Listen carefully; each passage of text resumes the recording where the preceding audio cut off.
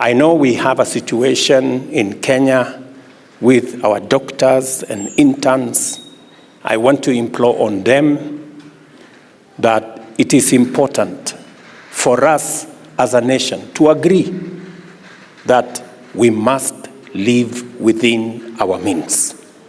We must live within our means, fellow countrymen and women. We cannot continue to spend the money we don't have. And I am telling our friends, the doctors, that we mind about them, we value the service they give to our nation, but we must live within our means. The resources we have are only sufficient to pay 70,000 shillings for intern doctors. It is not a salary, it is a stipend for only 1 year, and then they will be employed.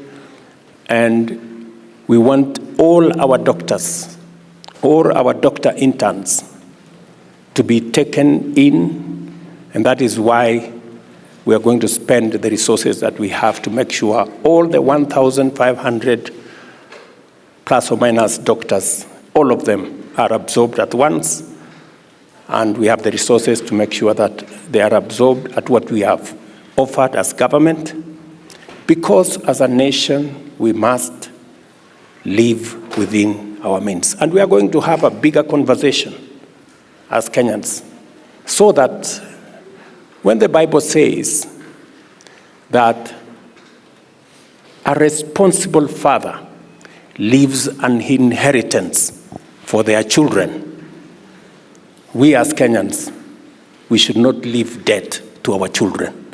We should leave an inheritance to our children.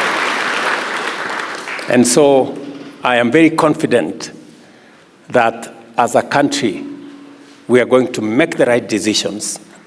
And I promise you that I will always speak the truth to our nation. Because in speaking the truth to our nation,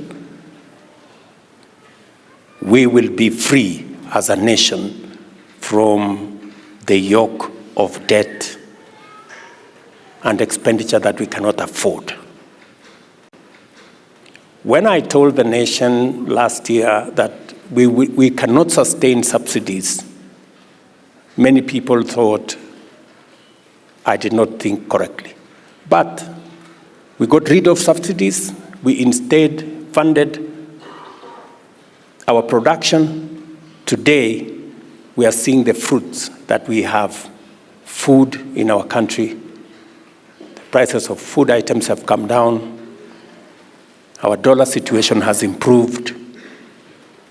Even fuel situation has improved because we have made the right decisions. I will continue the path of making the right decisions for our country, because you can never be wrong if you make the right decisions. They may not be popular, they may not be easy, but the right decisions will always prevail, and we will get our country where we want to go. Very important for us to produce enough food, to create jobs for our young people, to make sure that each one of us can go to hospital, get treated, and not sell their properties, and make sure that Kenya is a country that leaves nobody behind. So I am happy to be in this congregation this morning, and just to confirm to you that we are on course in making sure that Kenya becomes that great country that we all want it to be. Sisi wote ambao ni wakulima, tufanye bidii, tukivuna mahindi, tupande sunflower, vile mulifanya mwaka huu, ndio tuanze kupunguza ile maneno ya kuimport edible oil, na tuweze kusafiri safari moja kama wa Kenya. I am very proud of this nation. It is a great nation. It is a blessed nation. We are going to have a conference on the 15, 16, and 17 in Kenya, so that we can discuss our wage bill as a nation. Because we are spending 1.1 trillion shillings every year to pay salaries and wages of the 2.2 trillion we collect. It is way above what we should be spending. We are spending 47%. Our wage bill is 47% of our revenues. It should be 35% according to the law. So we are way above. So we need a conversation so that those of us who earn salary must be responsible, and we can progressively reduce our wage bill so that we can free more resources to create jobs for our young people, to make sure that we can fund our health care, to fund our education, to fund our development. That is a conversation we must have as a nation.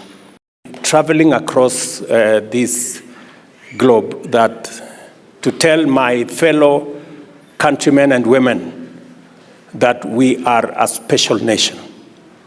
We are a great nation. We are a blessed nation. Kenya is a blessed nation. I can say that with a lot of confidence.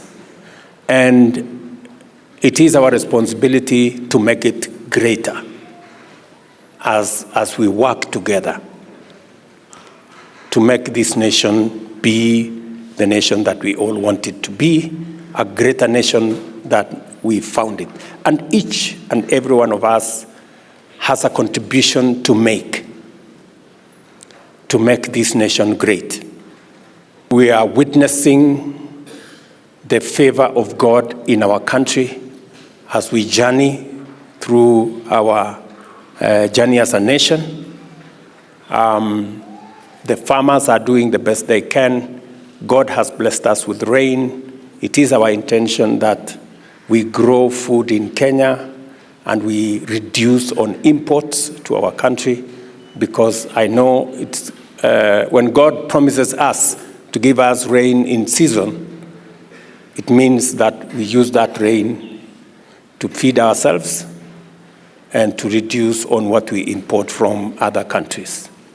About 10 days ago, I called the whole of government and we agreed that we must live within our means. We're going to reduce our budget from 4.2 trillion